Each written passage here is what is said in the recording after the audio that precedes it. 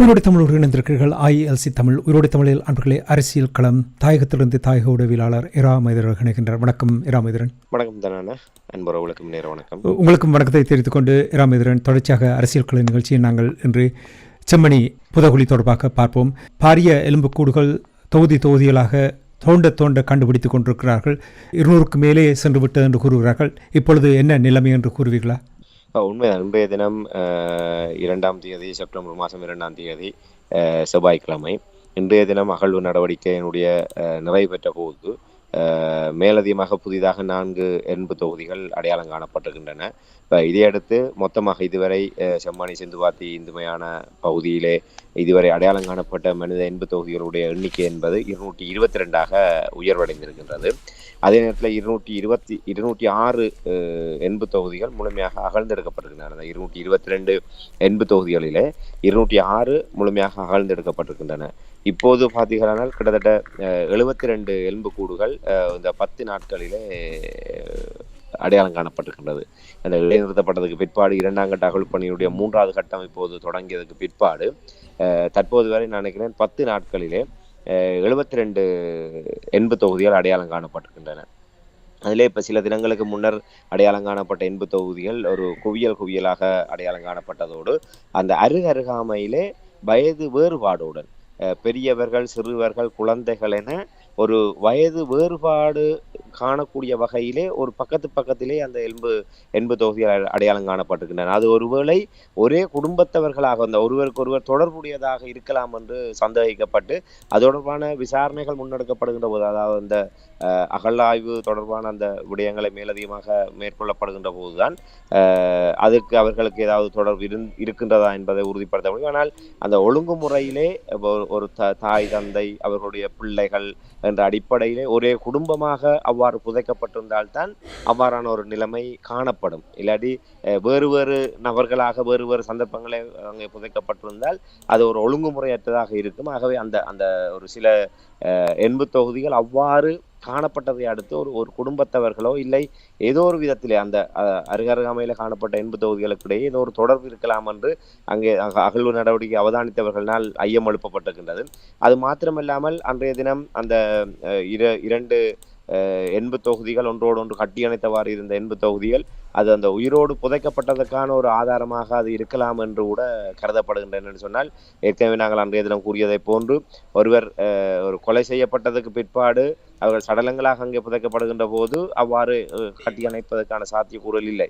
அவர்கள் ஒன்று அந்த கட்டியணைத்தவாறு இருந்தபோது அவர்கள் கொல்லப்பட்டிருக்க வேண்டும், இல்லை கட்டியணைத்தவாறு அவர்கள் அரைகுற உயிரோடு இருந்தபோது இல்லை உயிரோடு அவர்கள் புதைக்குழிக்குள்ளே இரையாக்கப்பட்டிருக்க வேண்டும். அந்த ஒரு மார்பு பகுதியோடு அந்த மத்திய எலும்பு கூட்டினுடைய தலைப்பகுதி இருக்கக்கூடிய வகையிலே அந்த தலையை அணைத்தவாறு அந்த கை இருக்கின்றது. ஆகவே ஒரு தாய் குழந்தை இல்லை தந்தை குழந்தை இல்லை ஏதோ ஒரு விதத்திலே ஒரு 2 பேருக்கிடையே மிக அந்த அந்த அந்த உறவை பாதுகாக்க வேண்டும் என்ற நோக்கத்தோடு அதை அரவணைத்தவாறு அந்த புதைகுழிக்கு இரையாக இருக்கின்ற விடயம் இப்போது அம்பலமாக இருக்கின்றது. ஆகவே அதற்கு அடுத்த நாளிலும் மேலும் ஒரு இரட்டை எலும்பு தொகுதி கண்டுபிடிக்கப்பட்டது.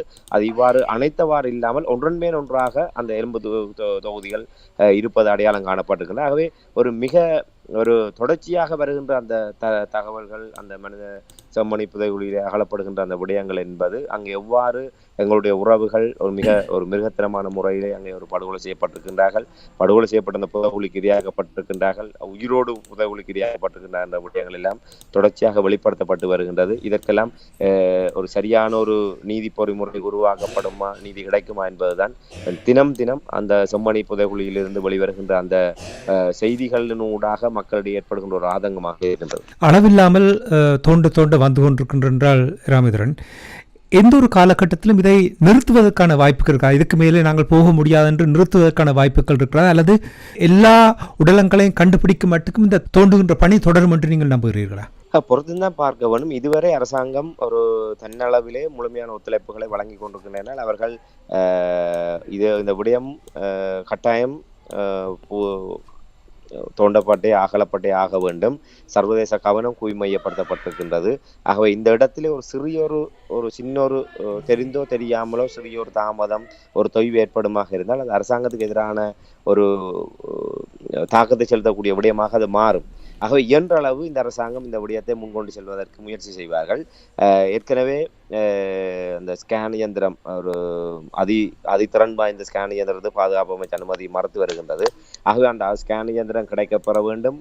அதே நேரத்தில் அந்த செம்மணி சிந்துவா தீந்து மயானத்தோடு மட்டுமல்லாமல் அதுக்கு வெளியிலும் அந்த விடயங்கள் ஆய்வு செய்யப்பட வேண்டும். ஆகவே இந்த யாழ்ப்பாண நீதிமன்றத்தினுடைய மேற்பார்வையிலே இந்த விடயம் மிக சீரான முறையிலே முன்னெடுக்கப்பட்டு வருகின்ற அந்த நீதிமன்றம் மிக காத்திரமான பங்களிப்பை செய்து வருகின்ற அந்த நீதிமன்ற நீதவான் கூட அந்த இடத்திலே அவருடைய பிரசன்னம் இல்லை என்று சொன்னால் இந்த விடயம் இவ்வளவு தூரத்துக்கு எடுத்து செல்லப்படும் என்கின்ற ஒரு ஐயப்பாடு கூட இருக்கின்றது என்று சொன்னால் அந்த அளவில் தான் இந்த விடயங்கள் ஒரு முன்னெடுக்கப்பட்டு வருவதை நாங்கள் பார்க்கக்கூடியதாக இருக்கின்றது என்றால் யாழ்ப்பாண நீதவான் ஆனந்தராஜா அவர்களுடைய மேற்பார்வையில் தான் இந்த விடயங்கள் எல்லாம் முன்னெடுக்கப்பட்டு வருகின்றது. ஆகவே அதனுடைய தொடர்ச்சி ஒரு நீதிமன்ற தலையீட்டின் ஊடாக அது மேற்கொள்ளப்படுவதற்கு இடம் அளிக்கப்படுமா, இல்லை கடந்த காலத்தை போன்று நிதி ஒதுக்கீடு இல்லை மேலதிகமான வசதிகளை ஏற்படுத்தி கொடுப்பதில் உள்ள விடயங்களில் ஆளுநர்களை ஒதுக்கி கொடுப்பதிலே சில இடர்பாடுகளை ஏற்படுத்தி நேரடியாக மறைமுகமாக அந்த இடர்பாடுகளை ஏற்படுத்தி அதை தாமதப்படுத்துவதா என்ற விடயங்களெல்லாம் நாங்கள் பொறுத்து தான் பார்க்க வேண்டும். ஆனால் இதுவரை அவ்வாறான ஒரு நிலைமை அவதானிக்கப்படவில்லை. பொறுத்திருந்து பார்ப்போம் எப்படியான விடயங்களை இந்த அரசு முன்னெடுக்கின்றது என்று. இது எவ்வளவு ஒரு முக்கியமான விடயமாக நீங்கள் பார்க்கிறீர்கள்? ஐநாவினுடைய அமர்வு இன்னும் சில நாட்களில் வர இருக்கின்றது. இது ஏதாவது தமிழர்களுடைய பிரச்சனை தொடர்பாக பெரிதாக பேசுவதற்கு இது உதவியாக இருக்கும் என்று நீங்கள் நம்புகிறீர்களா? இல்லை, இது மிக அதிலே மாற்றுக்கிறதுக்கு இடம் இல்லை. நாங்கள் ஆரம்பத்திலிருந்தே கூறுவோம், புதைகுழிகள் தாங்களாகவே தரை பிளந்து தங்களுக்கு நீதி கோருகின்ற ஒரு நிலைமை என்பது உச்சபட்சமான எங்களுக்கான ஒரு இந்த விடுதலை அரசியலை முன்கொண்டு செல்வதற்கான மிக பிரதான ஒரு ஆயுதமாக மாறி இருக்கின்றது. ஆனால் அதை நாங்கள் எப்படி கையாள போகின்றோம் என்பது தான்.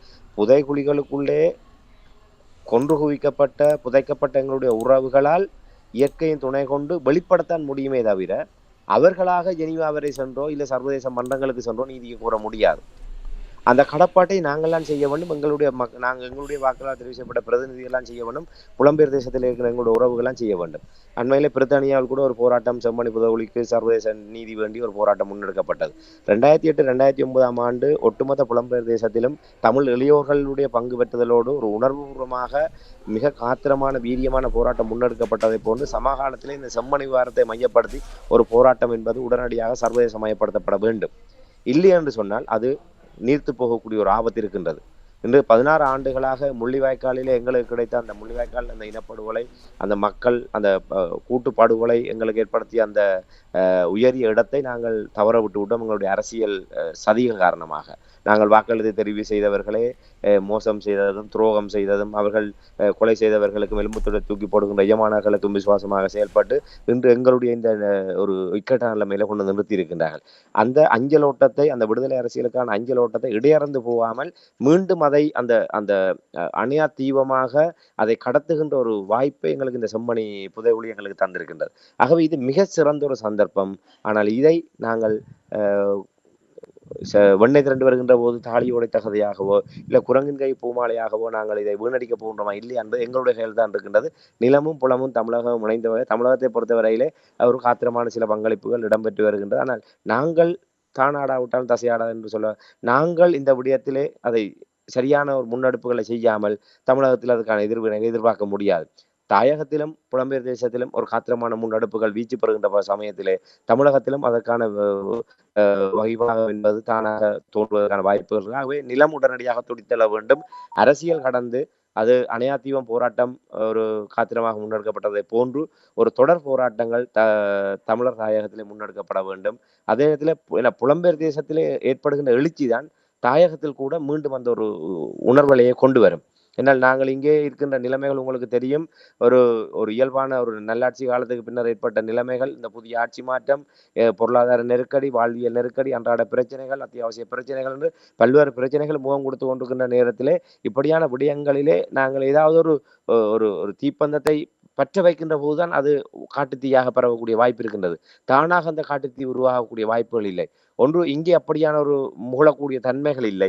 ஆனால் புலம்பெயர் தேசத்திலே ஒரு தொடர் போராட்டங்கள் முன்னெடுக்கப்பட்டு அதனுடைய ஒரு அந்த தாக்கம் தாயகத்திலே ஒரு தன்னெழுச்சியான போராட்டங்களுக்கு வழிவகுக்கக்கூடிய ஒரு நிலைமை அவதானிக்கப்படுகிறது. ஆகவே யாருமே இது எங்களுடைய கடமை, யார் அவர் செய்தால் என்ன இவர் செய்தால் என்று காலத்தை கடத்தாமல் தட்டி கழிக்காது ஒவ்வொருவரும் எங்களுக்கான கடமை என்று என்றால் அந்த செம்மணிக்குள்ளே அந்த புதைகுழிகளுக்கு புதைக்கப்பட்டவர்களுக்கான நீதியை நாங்கள் அடைகின்ற போது அது தமிழர்களுக்கான அந்த விடுதலை அரசியலுடைய அடுத்த கட்டத்தை நோக்கி எங்களுக்கான தீர்மானகரமிக்க நிலையை நோக்கி அது இட்டு செல்லும். ஆகவே அனைவரும் இந்த இடத்திலே நிலம் புலம் முனைந்த வகையிலே நாங்கள் ஒரு காத்திரமான முன்னெடுப்புகளை செய்ய வேண்டிய ஒரு தருணம் என்பதை இந்த இடத்திலே நான் பொறுப்போடு சுட்டி காட்ட முடியும். நிச்சயமாக ராமேந்திரன், இதே நேரத்தில் அனுரகுமார் திசாநாயக்கா ஆட்சிக்கு வந்த பின்பு அவர் தமிழ் மக்கள் தொடர்பாக, தமிழ் மக்களுடைய பிரச்சனைகள் தொடர்பாக அப்பப்பொழுது சரியான செய்திகளை சொல்வது போல் இருந்து வந்திருக்கின்றது.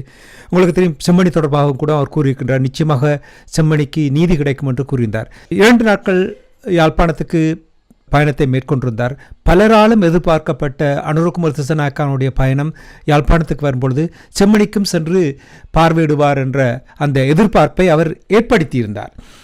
செம்மணிக்கு சென்றாரா அல்லது இது ஏமாற்றமாக முடிந்திருக்கின்றதா என்று உங்களால் கூற முடியுமா? இல்லை, நீங்கள் குறிப்பிட்டதை போன்று அவருடைய அமைச்சராக இருக்கின்ற சந்திரசேகர் அவர்கள் தானாக தன்னுடைய வாயாலே தான் இந்த விடயத்தை கூறியிருந்தார். வடக்கிற்கு 2 நாள் பயணமாக வருகின்ற ஜனாதிபதி அவர்கள் செம்மணி புதைகுழியை பார்வையிடுவதற்கான சந்தர்ப்பம் இருக்கின்றது, பார்வையிடலாம் என்ற வகையிலே அவர் அந்த விடயத்தை அவர்தான் அந்த எதிர்பார்ப்பை அதிகப்படுத்தி இருந்தார். ஆனால் நேற்றைய தினமும் அவர் செம்மணி பகுதிக்கு வரவில்லை. இன்றைய தினமும் யாழ்ப்பாணத்திலிருந்து அவர் வன்னி பகுதிக்கு, அதாவது முல்லைத்தீவு கிளிநொச்சி மாவட்டத்துக்கு அவர் சென்றபோது அந்த கண்டி வீதி, அதாவது இந்த கோப்பாய் செம்மணி சிந்துவாத்தி இந்து மயானம் இருக்கின்ற அந்த வீதியாலேயே தான் அவர் பயணித்ததாக அறியக்கூடியதாக இருக்கின்றது. அவருடைய வாகனம் அந்த பகுதியாலே பயணித்திருந்த நிலையில் அவர் அங்கே உள்ளே சென்று அந்த மனித புதைகுழியை பார்வையிடுவதற்கு இந்த முயற்சிகளும் எடுக்கவில்லை. ஆகவே தெற்கிழங்கைக்கு அவர் அஞ்சுகின்றார் என்பதாகத்தான் தோன்றுகின்றது. ஆனால் நேற்றைய தினம் யாழ்ப்பாணத்திலே பல்வேறு அபிவிருத்தி திட்டங்களை தொடங்கி வைத்த அந்த நிகழ்வுகளிலே செம்மணி புதைகுழிக்கு வெளிப்படையான விசாரணை நடைபெறும், அதன் மூலமாக செம்மணி விவகாரத்துக்குரிய நீதி நிலைநாட்டப்படும் என்பதை மிக ஆணித்தரமாக அவர் அங்கே பதிவு செய்திருந்தார். ஆனால் அவர் அவ்வாறு கூறுகின்ற ஒரு நிலைமையிலே ஏன் அந்த செம்மணி புதைகுழிக்கு அவர் சென்று பார்வையிடவில்லை என்கின்ற ஒரு, இன்று கச்சதீவுக்கு இலங்கையினுடைய இதுவரையான வரலாற்றிலே முதலாக ஒரு ஜனாதிபதி ஒருவர் அங்கே சென்று கால் பதித்த ஒரு விடயம் என்பது ஒரு அரசியல் அதிர்வலைகளை ஏற்படுத்தக்கூடிய ஒன்றாக இருக்கின்றது. அப்படி இருக்கின்ற பட்சத்திலே ஒரு தமிழ் மக்களுக்கு மேலும் ஒரு நம்பிக்கையை ஏற்படுத்தக்கூடிய வகையிலே அவர் செம்மணி பகுதியிலே நேரடியாக அவர் கள விஜயம் ஒன்றை மேற்கொள்வாராக இருந்திருந்தால் அது நிச்சயமாக அவருடைய வாக்கை மேலும் ஒரு வலுப்படுத்தக்கூடிய ஒரு நகர்வாக அது அமைந்திருக்கும். அவர் செம்மணிக்கு வந்து விட்டால் நீதி கிடைக்குமா இல்லையா என்பது வேறு. ஆனால் இலங்கையினுடைய ஜனாதிபதி ஒருவர் தமிழர் பிரதேசத்திலே அடையாளம் காணப்பட்ட, அதுவும் தமிழ் இராணுவ இலங்கை அரச படைகளால் மேற்கொள்ளப்பட்டதாக நம்பப்படுகின்ற அந்த ஒரு படுகொலை சம்பவத்தினுடைய சாட்சியம் வெளிப்படுகின்ற இடத்திலே அந்த ஜனாதிபதியுடைய நேரடி பிரசனம் இருந்திருந்தால் அது இலங்கையினுடைய வரலாற்றிலே ஒரு முதன்மையான இடத்தை இந்த புதைகுழிக்கு கொண்டு போய் சேர்த்திருக்கும். ஆகவே அனுரகுமார் திசாநாயக்கா அவர்கள் ஒரு வாய் வார்த்தையாக இந்த விடயங்களை கூறினாலும் செம்மணி புதைகுழிக்கு அவர் செல்லாது என்பது மிகப்பெரிய ஒரு ஏமாற்றம். அதாவது தமிழர்களை பொறுத்தவரையில் ஏமாற்றமில்லை, அனுர அரசாங்கத்தின் மீதும் அவர் மீதும் வைத்திருந்த நம்பிக்கையிலே பெரிய ஏமாற்றம் ஏற்பட்டிருக்கின்றன நாங்கள் இதை சொல்ல முடியும். தமிழ் மக்களுடைய இயல்பான எதிர்பார்ப்பு இல்லை, அவரும் ஒரு சிங்களவர் தான், அவரும் ஒரு சிங்கள தலைவர் தான் என்கின்ற ஒரு அளவுகோலோடு தான் அவர்களை பார்த்து வருகிற நேரத்தில் அவருடைய அமைச்சரான சந்திரசேகர் அவர்கள் தான் வலிந்து இந்த ஒரு எதிர்பார்ப்பை ஏற்படுத்தியிருந்தார். ஆகவே அவர்கள் அந்த எதிர்பார்ப்பை ஏற்படுத்திவிட்டு அதை நிறைவேற்றாமல் சென்றது என்பது ஒரு மிகப்பெரிய ஒரு ஏமாற்றமாக மட்டுமல்லாமல் அவர்கள் மீதான நம்பிக்கையிலே ஒரு மிகப்பெரிய ஒரு பின்னடைவையும் அதை ஏற்படுத்தியிருக்கின்றன என்பதை தான் நான் சுட்டிக்காட்ட முடியும். நிச்சயமாக இந்த தமிழ் மக்களுடைய மனங்களையும் இதயங்களையும் வென்றிருப்பதற்கான வாய்ப்பு இருக்கும். ஒரு தடவை அங்கே செம்மணிக்கு சென்றிருந்தால் செல்லாமல் இப்படி போனதற்கு நீங்கள் பொழுது கூறினீர்கள் சிங்கள மக்களுடைய எதிர்ப்பாக இருக்கு, வேறு ஏதாவது காரணம் இருக்கலாம் என்று நீங்கள் நம்புகிறீர்களா? இல்லை, இதுவரை நாங்கள் அந்த விடயங்களை என்றால் வாக்கு அரசியல் முதன்மையானது. தெற்கிலங்கையிலே ஏற்கனவே ஒரு கொதிநிலை ஒன்று உருவாக்கப்பட்டு கொண்டிருக்கின்றது. அனுரகுமார் திசாநாயக்க அரசாங்கம் தேசிய பாதுகாப்புக்கு குந்தகம் விளைவிக்கக்கூடிய வகையில் செயல்பட்டு வருகின்றார் என்றும், இதுவரை காலமும் பயங்கரவாதிகள் வந்து நாட்டை பாதுகாத்த நிலைமையிலே இந்த அரசாங்கம் பாதுகாப்பு துறையை காட்டி கொடுத்து பாதுகாப்பு துறை சார்ந்த விடயங்களிலே ஒரு பலகீனப்படுத்தக்கூடிய முடிவுகளை எடுத்து இந்த அரசாங்கம் ஒரு நாட்டை ஒரு ஆபத்தான நிலைமை நோக்கி கொண்டு செல்வதாக இப்போது தென்னிலங்கையில் இனவாத குரல்கள் மேலெழும்ப தொடங்கி இருக்கின்றன. அதே நேரத்தில் எதிர்க்கட்சிகள் இப்போது ஓரணியிலே அணிதிரளக்கூடிய ஒரு நிலைமை அங்கு உருவாகி கொண்டிருக்கின்றது. ஆகவே தெற்கிலங்கையை பொறுத்தவரையிலே அரசியல் சூழல் என்பது ஒரு சாதகமற்ற நிலைமையை நோக்கி நகர்ந்து கொண்டிருக்கிறது. அரசாங்கம் உறுதியான நடவடிக்கைகளை மேற்கொண்டு வந்தாலும் புறச்சூழல் என்பது ஒரு ஒரு சாதகமற்ற நிலைமை ஏற்படுத்தி கொண்டிருக்கின்றது. இந்த அன்ரோ திசாநாயக்க அரசாங்கம் கரணம் தப்பினால் மரணம் என்ற அடிப்படையில் தான் சர்வதேச விவகாரங்களை கையாண்டு வருகின்றது. ஆகவே தெற்கிலங்கையிலே இப்படியாக எதிர்த்தரப்பு பலமடைந்து வருகின்ற சூழல் என்பது சில நேரம் அந்த சர்வதேசத்தை திருப்திப்படுத்த முடியாத ஒரு சூழலில் அந்த சக்திகளினால் அந்த எதிர்த்தரப்பு ஊக்குவிக்கப்படலாம் என்கின்ற ஒரு ஆபத்தும் இருக்கின்றது. ஆகவே இவர்கள் மிக நிதானமாக இந்த விடயங்களை கையாள வேண்டியவர்களாக இருக்கின்றனர். ஆகவே வழக்கமாக இதுதான் கூறுகிறேன், வழக்கமாக தெற்கிலங்கையினுடைய பூச்சாண்டிகளுக்கு அஞ்சுகின்ற ஒருவரால் எப்படி தமிழ் மக்களுக்கு நேர்மையாக நீதியை பெற்று தந்துவிட முடியும்? வடக்குக்கு வருகை தந்த ஜனாதிபதி அந்த பொதுமக்களுடைய நில காணிகள் பொதுமக்களுக்கே வழங்கப்படும், படையினுடைய தேவைகளுக்காக கையகப்படுத்தப்பட்ட நிலங்களும் மக்களிடையே வழங்கப்படும், பொருத்தமான இடங்கள் மக்களிடையே வழங்கப்படும் என்று ஒரு கூறிய ஜனாதிபதி ஏன் அந்த நிலம் பறிபோன மக்களுடைய அமைதி வழி போராட்டத்தை கூட எதிர்கொள்ள முடியாமல் அந்த மக்களை வலப்பிரயோகம் மூலமாக அங்கு அகற்ற முற்பட்டார்? ஏன் செம்மணியே தரிசிக்க முடியாமல் போனது? ஆகவே அந்த மக்களை ஜனாதிபதி என்றால் அவர் அந்த வடக்கு முழுவதுமே இப்போதும் ரத்தின கம்பளம் விரித்து ஜனாதிபதியை வரவேற்கின்ற ஒரு மாயை உருவாக்க முற்படுகின்றார்கள்.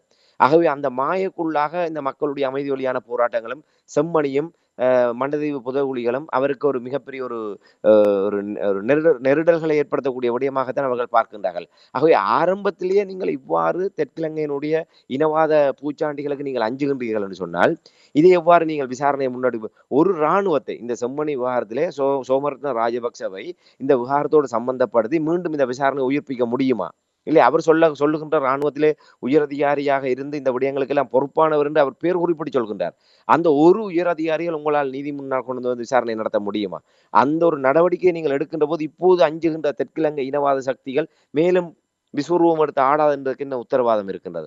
ஆக ஆரம்பத்திலே இந்த விடயத்திலே நீங்கள் உங்களால் சரியான ஒரு நேர்மையாக துணிச்சலோடு இந்த விடயங்களை செய்ய முடியவில்லையாக இருந்தால் இதை விட அடுத்தடுத்த கட்டங்களிலே நீங்கள் அஞ்சு கொண்டு செல்வீர்களாக எப்படி உங்களால் சொல்கின்ற அந்த நீதியை நிலைநாட்ட முடியும்? ஆகவே தொடர்ச்சியாக இன்றும் நாங்கள் இலங்கை தீவு சுதந்திரம் பெற்று இன்று 76 ஆண்டுகள் முடிவடைந்திருக்கின்ற நிலைமையில் கூட 77 ஆண்டுகள் முடிவடைந்திருக்கின்ற இந்த நிலையில் கூட சிங்கள பௌத்த பேரணவாதம் என்பது கோர பசியோடு இன்னும் உயிர்ப்போடு தான் இருக்கின்றது தமிழர்களை வேட்டையாடுவதற்கு. அது அன்ரோமர் திசாநாயக்கா ஜனாதிபதியாக இருக்கின்ற முப்படைகளுடைய பிரதானியாக இருக்கின்ற இந்த காலத்திலும் அந்த சிங்கள பௌத்த பேரணவாதத்தினுடைய அந்த விசங்கக்குகின்ற அந்த பற்களை இல்லை அந்த வேட்டையாட துடிக்கின்ற அந்த வேட்டை பற்களை இன்னும் அகற்றக்கூடிய எந்த ஒரு ஆரம்ப நடவடிக்கைகளும் எடுக்கப்படவில்லை. ஆகவே சிங்கள பௌத்த பேரணவாதம் உயிர்ப்போடு இருக்கின்ற அந்த நொடிப்பொழுது வரை தமிழ் மக்களுடைய விவகாரம் நீதியாக கையாளப்படும் என்றோ நீதி கிடைக்கும் என்றோ நம்புவது கல்லிலே நார் உரிப்பதற்கு ஒத்த செயல்தான். ஆகவே அன்ரோமர் திசாநாயக்காவை நம்புவது என்பது தமிழர்கள் தங்களை தாங்களை ஏமாற்றுகின்ற செயலாக இருக்கும். ஆகவே நாங்கள் அவர் சரியான பாதையிலே பயணிக்கட்டும், சரியான விவகாரங்களை செய்யட்டும். நாங்கள் செயல் விளைவுகள் வருகின்ற போது அவரை நாங்கள் மெச்சுவோம், பாராட்டுவோம். ஆனால் அந்த நொடிப்பொழுது வரை நாங்கள் எங்களுடைய போராட்டத்தினுடைய தீவிரத்தன்மையை எங்களுடைய இலக்கையை நாங்கள் மாறவிடாது, எங்களுக்கான அந்த இலக்கை நோக்கி நாங்கள் போராட வேண்டும் என்பதைத்தான் நாங்கள் இந்த இடத்திலே பொறுப்போடு சுட்டிக்காட்ட சிறப்பு. நன்றி ராமேந்திரன். இன்றைய நிகழ்ச்சியில் இணைந்த செம்மணி புதகுலி தொடர்பாகவும் அனுரகுமார் திசாநாயக்காவுடைய பயணம் ஏமாற்றமாக செம்மணிக்கு செல்லாமல் அவருடைய பயணம் முடிவுக்கு வந்த விடயங்களையும் உயிரோடை தமிழ் உறவுகளோடு பயந்து கொண்டமைக்காக அன்புகள் சார்பாக நன்றி கூறிக்கொண்டு மீண்டும் இன்னொரு நிகழ்ச்சியில் இணைந்திருப்போம். அதுவரைக்கு நன்றி, வணக்கம். நிச்சயமான நன்றி, வணக்கம். உயிரோடை தமிழ் மக்கள் வாணி உறவுகளே, இத்தோடு என்னுடைய நேரடி நிகழ்ச்சி நிறைவுக்கு வருகின்றது. உயிரோடியில் தொடர்ந்து வருகின்றது அருள் அழகையா தோத்து வழங்கும் இதயராகம் நிகழ்ச்சி. அந்த நிகழ்ச்சியோடு இணைந்திருங்கள். இன்றைய சிறப்பு நிகழ்ச்சிகளை செவிமடுத்த உயிரோடை தமிழ் அன்பு உறவுகளே, உங்கள் ஒவ்வொருவருக்கும் எமக்கு விளம்பர உதவி புரியும் அத்தனை வர்த்தக வல்லுநர்களுக்கும் உயிரோடை தமிழுக்கு ஆதரவு கிரம் நீட்டும் அன்பர்கள், நாள் ஆதரவு நிகழ்ச்சி ஆதரவு தரும் அன்பர்களை வாழ்த்திக்கொண்டு காலை மாலை இரவு வணக்கத்தை கூறி நாளைய விடிதல் உங்கள் அனைவருக்கும் இன்பமாக மகிழ்ச்சியாக அமைய வேண்டும் என்று வாழ்த்தி உங்கள் இதயங்களிலும் இல்லங்களிலும் இனிமையை தழுவட்டும். நன்றி உறவுகளே, வணக்கம். எமது பார்வையாளர்களுக்கு வணக்கம். மக்களின் குரலாய் ஓங்கி ஒலிக்கும் இலக்கு மின்னிதழ் மற்றும் உயிரோடை தமிழ் வானொலி ஆகிய இவ்விரு ஊடகங்களும் உங்களைப் போன்ற எமது நேயர்கள் நண்பர்களின் ஆதரவிலேயே இயங்கி வருகின்றன. மிக குறைந்த வளங்களுடன் பல இடர்கள் மற்றும் தடைகளை தாண்டி பயணிக்கும் எமது ஊடகங்களின் பணிகள் மேலும் வளர உங்களால் முடிந்த நிதியுதவியை வழங்கி இன்னும் காத்திரமான செயற்பாடுகளை முன்னெடுக்க உதவுமாறு மிகவும் பணிவன்புடன் வேண்டி நிற்கின்றோம். உங்கள் பங்களிப்பு உங்களின் உரிமை குரலாய் ஓங்கி ஒலிக்கும். நன்றி.